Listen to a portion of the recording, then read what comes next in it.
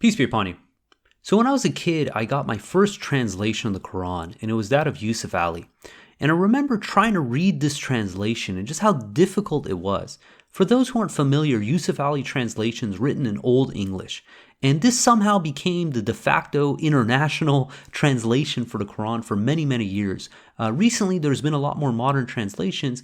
But what I found so fascinating was not only that it was so hard to read, but it was blatant with errors, obvious errors, that anyone without any understanding of Arabic could realize that this wasn't correct, that there was an error in its translation. And it's not at fault of Yusuf Ali per se. When Yusuf Ali first created this translation was in 1934. His intention of creating this translation was to provide a way for the Indian Muslim population, which he was from, to learn English by means of the Quran. The problem I have is that millions of individuals and countless scholars and imams and so many people have written commentary and tafsir about the Yusuf Ali translation, yet they have not fixed these blatant errors. So God willing, in this episode, I want to go through 10 of the most common mistranslations in the Quran. And I don't believe you need to know Arabic to understand the Quran. And God in the Quran tells us in Surah 2 verse 146, this is, those who receive the scripture recognize the truth herein as they recognize their own children, yet some of them conceal the truth knowingly. God is informing us that the believers will recognize the truth as if they recognize their own children, meaning that it becomes obvious to them. It doesn't need to be explained to them. This is part of their being. And God tells us in the Quran in 41:44, it says, if we made it a non-Arabic Quran, they would have said, why did it come down in that language? Whether it is Arabic or non-Arabic, save for those who believe it is a guide and healing. As for those who disbelieve, they will be deaf and blind to it as if they are being addressed from far away. God is informing us that the language is irrelevant. That if someone is a true believer, that once they hear the words of the Quran, and I'm not talking about in a foreign language, in their own language, when it's translated for them, they will see the truth herein. One of the misconceptions people say, they say, oh, look, I'm a native Arab speaker, therefore I understand the Quran. And these individuals who make this claim don't realize that the Quran is only accessible by those who are pure in heart. That it doesn't matter if you're a scholar in Quranic Arabic, that if you studied the Quran your entire life, if you are insincere, you will never be able to access one verse of this book. Yeah, you'll read it. Yeah, you'll think you understand it, but you won't understand the depth of what God actually intended. And I hope to prove that in this talk today. And this has to do with the first mistranslation. And God willing, I'm going to go through 10. The first one is this very point. In Surah 56, verse 79, many people mistranslate this. And since I started talking about Yusuf Ali, I want to pull from his translation. In his translation, he says that this indeed a Quran most honorable, in a book well guarded, which none shall touch but those who are clean. What he's done here is he's making the verse into a commandment, that no one is allowed to touch the Quran except that if they are clean. And he's opened up this whole can of worms, where now people believe that you have to perform ablution before you touch the Quran, that if a woman's menstruating, she's not allowed to touch the Quran, and all this nonsense innovation. The way this verse should be translated, this is an honorable Quran in a protected book. None can grasp it except the sincere. It has nothing to do with cleanliness of the physical body. It has 100% to do with cleanliness of the heart. This word, the Arabic word, mutaharuna, it means to be clean, but in this context, it means to be purified. Those who are pure in their heart. Notice this verse is not a commandment. It's not saying, there's nothing in this verse that is indicating that one needs to perform ablution or to be physically clean to read the Quran. Yusuf Ali is twisting this translation to come up with this interpretation. Now, it's not his fault. Maybe he just genuinely made a mistake. What about all these countless individuals, these scholars, these imams, these people who claim to be knowledgeable on the subject? Why haven't any of them fixed this error? If you look at the Arabic, it's so blatantly obvious. It's la, which is not, yamasahu, which means to touch or to grasp, illa, except al-mutaharun, those who are pure, those who are sincere, not just clean in the physically sense. Now, again, you don't need to know any Arabic. If someone presented to you these two interpretations And you say, okay, in one interpretation, it means that you have to go and physically wash yourself, that if you're menstruating or whatever, you can't touch the Quran. The other one is saying you have to be pure of heart. It becomes blatantly obvious which one is the right understanding. And this is what it means that you don't need to know Arabic to understand the Quran. You need to be sincere. That's all it takes to understand the Quran. All these individuals, for years, you're talking 1934, this translation was around, they have not been able to identify and correct this mistake, this blatant mistake. Now, it's not just the Yusuf Ali translation. There's countless other ones of modern translations. You look at the Clear Quran, the Study Quran, the other Pitchell, Shocker, these other translations, rampant with errors. And I'm going to pick one now. The Clear Quran is a relatively new translation, has a lot of accolades, a lot of people talking about it. But again, there's numerous rampant errors that are so obvious. And I want to talk about one that's so critical as part of the reason of why they're incapable of understanding the Quran. In Surah 17, verse 46, this is from the Clear Quran. And it says, "And we drape veils over their hearts to prevent them from understanding it, and heaviness in their ears. And when you mention your Lord alone in the Quran, they turn their backs in aversion." Now, on a surface level, that sounds fine. What's controversial about this? When you mention your Lord alone in the Quran, they turn their backs in aversion. It makes sense. But this is a complete blasphemy of the translation, and I'll explain to you. The Arabic is not, if it was your Lord alone, it would have been Rabbaka wahdahu. This is not what the Arabic says. The Arabic specifically says Al-Quran wahdahu, as in the Quran alone. Meaning that the proper translation of this verse is we place shields around their minds to prevent them from understanding it, and deafness in their ears. And when you preach your Lord using the Quran alone, Al-Quran wahdahu, they run away in aversion. Now, why is this such a big deal? It's because God is emphasizing that when we preach, we use the Quran alone. We don't use hadith, we don't use sunnah. These things are actually condemned in the Quran. The only hadith we have that we are to follow that came from the Prophet himself is that of the Quran. But because these people are perverse, because they have this baggage that they want to hold on to, they are not able to access the Quran, and they deliberately twist its translation to deceive the mass. Because the people are going to read this and they're going to see nothing wrong. They say, what's wrong with mention of your Lord alone? The reality is that is not what the Arabic says. This expression, Allah wahdahu, occurs 6 times in the Quran. This is not one of them. This is in reference to the Quran alone. And anyone who has the slightest understanding of Arabic understands this. Now, you'll see some crazy explanations about Arabic grammar and this and that, and this is comical because they know Arabic grammar is used today. The modern standard Arabic is not the Arabic of the Quran. The Quran is its own form of Arabic. Anyone who comes to you and says, look, I'm a native Arab speaker, I know the Quran, immediately flags should go up because they're either lying to you or they're ignorant. The Quran is its own style of Arabic. It's 1400 years old. To put this in perspective, English, you go 400 years back, you have Shakespeare. You give a college-educated person Shakespeare, and how much of that do they really understand? You go 1400 years back from modern English we have today, you end up with Latin. Now, the gap isn't as big in Arabic, but it's just as vast in the sense that, look, the language that's used in the Quran is not used in modern Arabic. The grammar that they use today in modern Arabic was designed 200 years after the revelation of the Quran, and many times the Quran doesn't follow that. I remember when I first started studying Arabic, I was pulling all these modern standard Arabic sources, and I was getting frustrated because I'm reading the Quran and I'm saying the Quran does not follow these guidelines.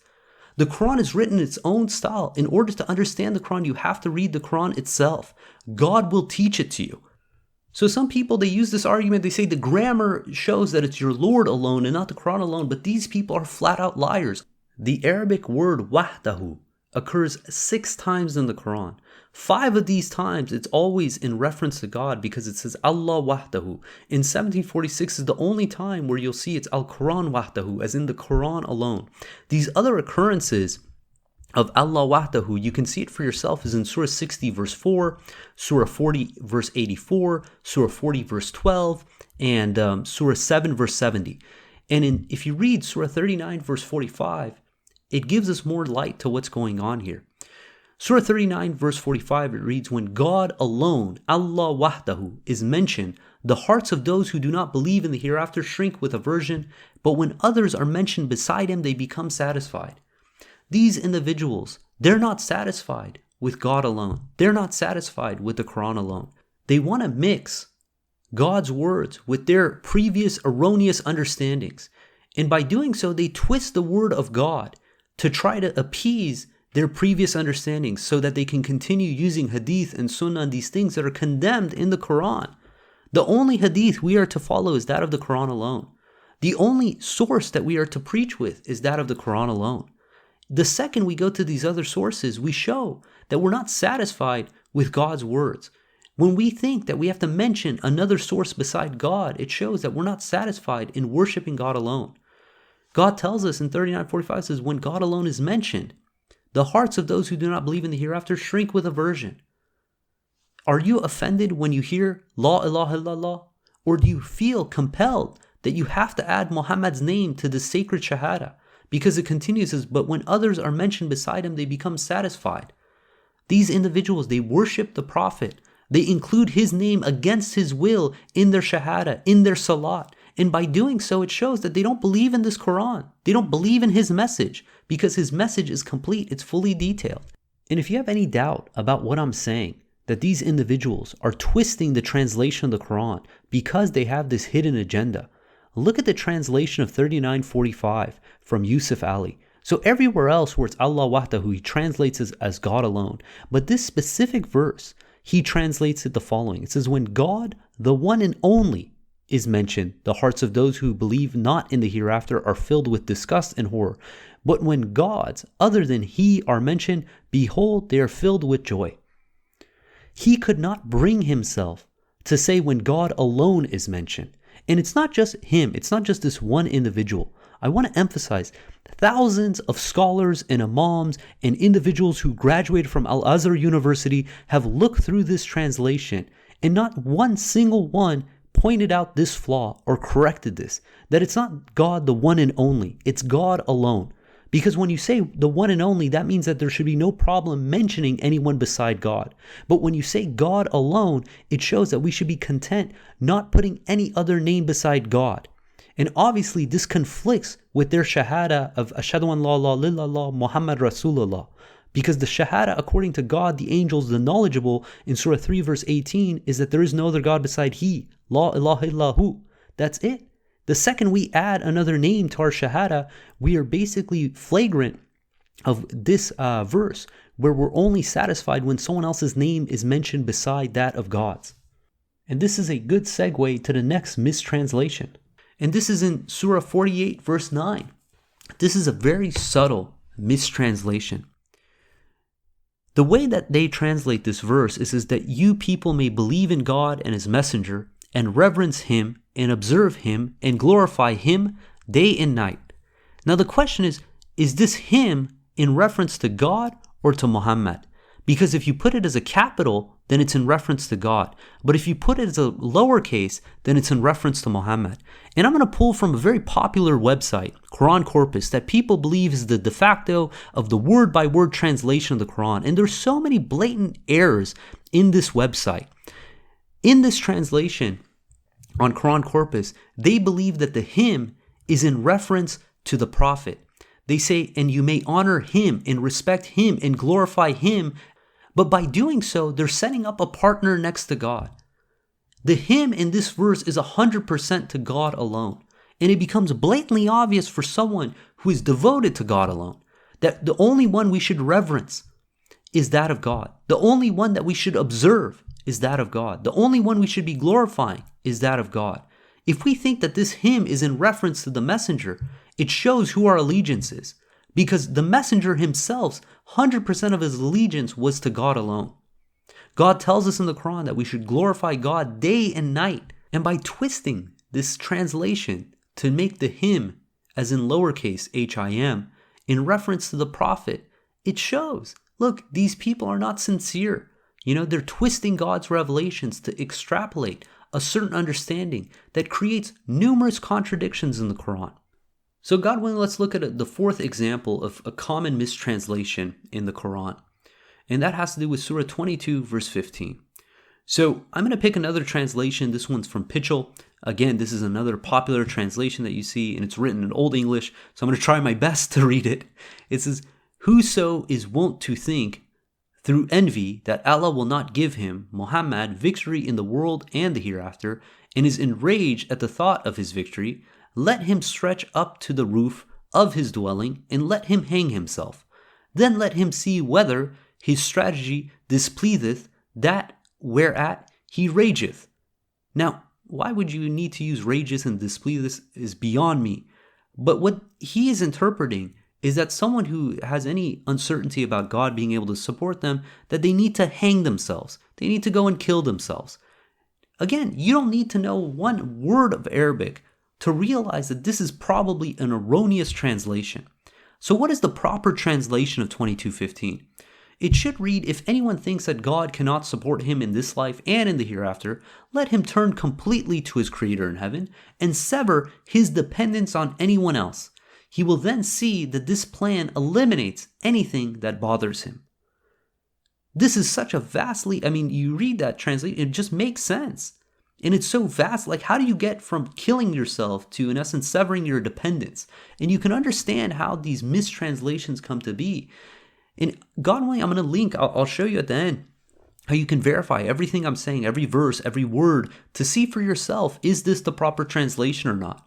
And to retain in this theme of senseless killing attributed to the verse of the Quran, the next verse of that's commonly mistranslated is that of Surah 2, verse 54. So for backstory, the context of this verse is that this is after Moses went, he got the commandments, he came back, he saw that the children of Israel were worshiping the golden calf. So I'm going to pull from Shakar's translation. This is Surah 2, verse 54. When he writes, it says, "And when Musa said to his people, O my people, you have surely been unjust to yourselves by taking the calf for a god. Therefore turn to your Creator. So kill your people. That is best for you with your Creator. So he turned to you mercifully, for surely he is oft returning to mercy, the merciful." Just off the bat, again, these are just like horrendous translations. They barely make any sense. But the takeaway from this is that God is commanding Moses to go and kill himself, or some people, they translate this as go and kill the disbelievers. More senseless killing. So what's going on here? The proper translation of Surah 2, verse 54 is, recall that Moses said to his people, O my people, you have wronged your souls by worshiping the calf. You must repent to your Creator. You shall kill your egos. This is better for you in the sight of your Creator. He did redeem you. He is the Redeemer, most merciful. This word nafs, or specifically in this verse, nafsakum, which is your nafs, it has multiple meanings. So what does nafs mean? Nafs can mean yourselves, or it can mean your souls, or it can mean your egos. If you apply the definition of your souls or yourself to this, you end up with the understanding that God is commanding Moses to go and kill himself, or go kill the disbelievers. Keep in mind, the word disbeliever does not occur in this verse. This is something that they add to try to make sense of what they're reading. But the aspect of an ego, this is what caused us to go astray. This is what causes people to disbelieve. When we place our personal opinion above that of what God commands us, that's our ego playing an effect. And this word nafs also means ego. We see this in Surah 2, verse 87. Just a few verses ahead, it says, "Is it not a fact that every time a messenger went to you with anything you disliked, your ego caused you to be arrogant?" And again, same word, nafsakum. You could say yourselves cause you to be arrogant, but that the aspect of the self is the ego that is causing one to be arrogant. So what Moses is doing is commanding to go and kill your egos. This is what's better for you. Not to go and kill yourselves, not to go and shed blood. This is not the interpretation. But it's sad that people, they read this and they think that this is what God is commanding. But by accepting such an understanding, it shows that they're insincere, that there's something missing there. How could the most gracious, the most merciful have such a commandment? We should think better about our Creator when we read these mistranslations. And now let's look at the sixth mistranslation. This is Surah 38, verse 44. This is probably one of the most heavily mistranslated verses out there. And when you read the backstory of what they think this means, it's sad. It's just plain sad. So this is from the Clear Quran's translation. It says, "Take with your hand a bundle and strike with it, and do not break your oath. We found him patient. What an excellent servant. He was obedient." And I forgot to mention, this context is in the sake of Job. Job was telling God that the devil has afflicted me, and God relieved his ailments. So the hardship that he was facing, and God is telling Job, according to the Clear Quran, take with you your hand a bundle and strike with it, and do not break your oath. So when you read the tafsir of what this verse means, what they'll tell you is that, oh, Job, in his rage when he was suffering through those ailments and hardships, he cursed his wife and promised that when he was of good health, if he ever was, he was going to beat her. This is their understanding. This has no basis whatsoever in the Quran. This is what they understand. And they think that when it says, take with your hand a bundle, you'll see that in some translations they say a bundle of grass. So therefore, according to their tafsir, they believe that God commanded Job to beat his wife with grass, so then this way he's maintaining his oath and his wife isn't harmed. Now, it's this kind of interpretation and understanding that makes a mockery of our religion and of the Quran. Anyone with 2 brain cells can automatically detect that this is not a correct understanding of the verse. So what is the proper translation for this verse? The proper translation is, now you shall travel the land and preach the message to fulfill your pledge. We found him steadfast. What a good servant. He was a submitter. Again, without any knowledge of Arabic, if you just read these two translations, you'd realize one doesn't make sense. One is contradictory, especially when you read the tafsir about what this is supposed to mean. The other one, it makes sense. It doesn't have any contradiction, doesn't sound anything that should be raising any red flags. So what's going on here? What's causing this mistranslation? When you look at the Arabic of the verse, the word that's getting misconstrued is the word digran. This word, it comes from the root when you have grass that's mixed together. Now, the error that people are making is that they're taking the grass as what this root means, as opposed to the action of being mixed or confused or muddled together. And we see the same root is used 2 other times in the Quran. One is in 1244 in the understanding when the advisors were trying to understand the king's dream. They said nonsense dreams, hallucinations. We don't understand what it is, that it's confusing to them when the king is telling them their dream. The other one is in 21:5, where again, the context is a muddled or a confused dream. So the action for this root, digharan, is that it's something that's mixed up or confused. So God is telling Job to take those who are mixed up and confused. And the next word is fadirab. Fadirab could mean to strike, which this is where they get most of the translation from, but it also means 2 other things. This word means to travel, because when you walk, your feet strike the ground. And also it means to set forth as an example. And you'll see this word used in this context in Surah 3 verse 156, in Surah 17 verse 48, Surah 25 verse 39. And there's more examples, but it's to show that, look, you could either read this verse as in God is commanding Job to go and take a bundle in his hand and to strike with it, or you can read it in the sense that God is telling Job to take those who are confused, those who are muddled, and travel the land and set an example to preach to them. These 2 understandings are vastly different from one another, but obviously one corresponds with verses of the Quran. It doesn't create contradiction, doesn't create anomalies, while the other one is just like you have to go through this weird understanding that God is telling Job to beat his wife with grass because he doesn't want to cause harm to her. It's just it doesn't make any sense. And this is a good point. This is a good transition to the 7th mistranslation. And we did an entire episode about this. When we read the Quran, if we have a understanding of a verse that creates numerous other contradictions in the Quran, it's important that we refine our understanding, because the Quran has no contradictions, meaning that the misunderstanding isn't in the verse of the Quran, it's in our understanding. And this has to do with Surah 2 verse 106. If you read the clear Quran or numerous other Qurans, what they say, we never nullify a verse nor cause it to be forgotten unless we bring one better than it or is similar to it. Do you not know that God is capable of all things? This concept of abrogation comes from this verse, and it has to do with just a blatant mistranslation. They believe that in the Quran, some verses abrogate other verses, meaning that you follow some, you disregard some, and God condemns this.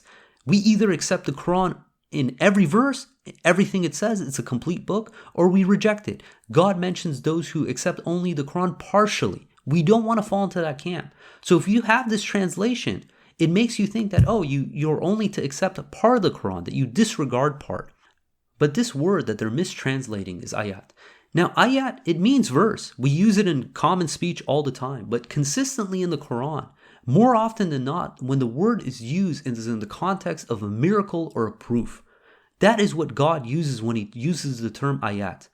We have taken this word and we've modernized it to mean exclusively verse, but that's not how it's used in the Quran. You can check. Surah 13 verse 27, Surah 14 verse 20, Surah 54 verse 2, Surah 21 verse 91, Surah 20 verse 22, and God willing, again, I'll put a link out there for you to verify every single one of these. Everything that I'm saying is going to be fully verifiable. This word consistently in the Quran, it means a proof or a miracle. By using that selective emphasis towards verse, you extrapolate a meaning that allows for abrogation. The way this verse should be translated is when we abrogate any miracle or cause it to be forgotten, we produce a better miracle or at least an equal one. Do you not recognize the fact that God is omnipotent? If you understand this to mean that God is going to nullify verses of the Quran and supplement those with additional verses, meaning you follow some of the Quran and disregard some, then you've created numerous contradictions in the Quran, because God is telling us that the Quran is complete, it's fully detailed. We need to accept every single verse of it. We can't accept it only partially, that we would be acting like the hypocrites and the disbelievers if we were to do that. So it's important that when we come to an understanding, that if our understanding causes contradictions of the Quran, we reassess our understanding. And you can see this in the next verse. This verse is so foundational to the Quran. It summarizes so much of what it takes to make it back to God's kingdom. But it's completely neglected by the Muslim masses because it contradicts their belief and their understanding. And rather than accepting what God says in the Quran, they want to twist the translation in order to accommodate their erroneous beliefs. The way this verse should be translated is, surely those who believe, those who are Jewish, the Christians, the converts, anyone who believes in God, believes in the last day, and leads a righteous life will receive their recompense from their Lord. They have nothing to fear, nor will they grieve. God is telling us that if anyone, irrespective the name of their faith, irrespective their background, their religious creed, if they abide by these 3 commandments, they believe in God, they believe in the last day, and they lead a righteous life, they're guaranteed to make it to paradise. Now, if you read common translations, the way that they get around this, because again, for them, they believe in this concept of abrogation. This is from Sahih International. It says, indeed, those who believed and those who were Jews or Christians or Sabians before the Prophet Muhammad, those among them who believed in Allah on the last day and did righteousness will have their reward with their Lord, and no fear will be there concerning them, nor will they grieve. What they do to twist this is they're saying that this verse only applied prior to Prophet Muhammad. But the irony is that this is in the Quran, and they put everything into the past tense, where the Arabic is not written exclusively in the past tense. And by translating it in such a way and adding this before the Prophet Muhammad, it makes it seem that this verse no longer applies. And you see these subtle ways that they twist and they manipulate the translation to extricate a certain meaning to correspond with their disbelief. And by doing so, it shows that they don't believe in God, they don't believe in the hereafter, they don't believe in these words in the Quran. And now for the last 2 mistranslations. And it's the same word that's mistranslated twice. It's in Surah 38 verse 5 and Surah 50 verse 2. And this is from Yusuf Ali again. It reads, so they wonder that a warner has come to them from among themselves, and the unbelievers say, this is a sorcerer telling lies. Has he made the gods all into one God? Truly, this is a wonderful thing. So why would the disbelievers be claiming that the messenger who made their gods into one God would be a wonderful thing? You'd think that they'd be turned off by this. We see the same translation, Surah 50 verse 2. It says, but they wonder that there has come to them a warner from among themselves. So the unbelievers say, this is a wonderful thing. Now this word that's being mistranslated is ajibun. Ajibun comes from ajib, which means something that's wondrous but also strange. So the proper translation for these is, the disbeliever said, a magician, a liar, did he make the gods into one God? This is really strange. And in 52 would be, they found it strange that a warner from among them came to them. The disbeliever said, this is really strange. So this is one that's more subtle than the others, But again, it's to show that, look, it's not about these individual one-off mistranslations. It's the fact that these translations have been so heavily vetted. So many thousands of scholars and imams and, professors and stuff have poured through this, and they've utterly failed in so many of these regards. Some of them are deliberate. Some of them are to mislead the masses, to extrapolate a certain meaning. And those who are pure, those who are sincere, those who trust in God wholeheartedly, devoted 100% to God, they will see the truth irrespective of what schemes these individuals conjure up.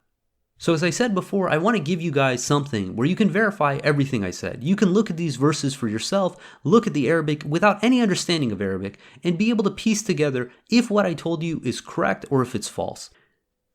I launched a iOS app. It's entitled Quran Study Word by Word. I went through the entire Quran, every single word, and I translated it to show that why these translations are erroneous. And it started because I was using Quran Corpus in the past, and I was just dissatisfied with how many times they were twisting the translation, or they were just wrong in their translation. So if you go on the iOS App Store, you can see this. It's called Quran Study Word by Word, and you can download it, check it out for yourself. God willing, I'm going to do a video to walk through how this tool works, but this is something that you can verify. Again, every single verse I discuss, everything I said, that if I told you the truth or if I was lying.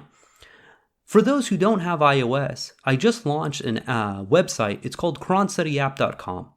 Again, you can go there and look at every verse. You can look at the Arabic word by word. You can check the roots. You can see the meanings. You can see how that word is translated throughout the entire Quran. And you can decide for yourself if this is the right translation or not. But for those who aren't interested in the Arabic, if you want a solid translation of the Quran, one that doesn't contain any of these errors that I discussed, it's that of Rashad Khalifa.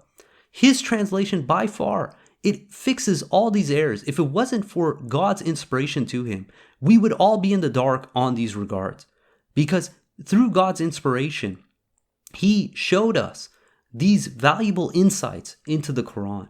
And his translation, by far, is so much better than any of the other ones that are out there. Many of the other translations, they try to mimic where it benefits them with Rashad's translation. And then in these regards, where it contradicts their personal beliefs, their upholding of Hadith and Sunnah, they use their own translation. So this is what I'm leaving you with. You can go to the iOS App Store. You can download the Quran Study app word by word. You can go on QuranStudyApp.com to see it online. And definitely look up Rashad Khalifa's translation. You can find that at masjidtucson.org and see it for yourself and verify that this is actually the truth. This is the message that God intended for the masses. This Quran is meant for the world. It is not meant to be limited to those who speak Arabic. Anyone who's sincere, anyone who's pure of heart has access to this book, and God will open up their heart to present it to them. And this is something that's becoming inaccessible to these Muslim ulama, these Arab scholars, and God has prophesied in the Quran in Surah 47 verse 38. It says, if you turn away, he will substitute other people in your place and they will not be like you. This Quran is no longer limited to these individuals who've monopolized it, who claim that, oh, you have to have a PhD in Arabic to understand it. The carpet is swept from underneath them. Now anyone, anywhere in the world can verify it for themselves. They can look, they can analyze, and they can come to a consensus that this word is the word of God. So again, the app is on the iOS App Store. You can find it by searching Quran Study word by word. And if you want to go to the online tool, it's QuranStudyApp.com. Again, QuranStudyApp.com. And for the translation from Rashad Khalifa, you can go to masjidtucson.org. God willing, we're going to end there. If you guys got comments or questions, please hit us up at qurantalk@gmail.com. And until next time, peace and God bless.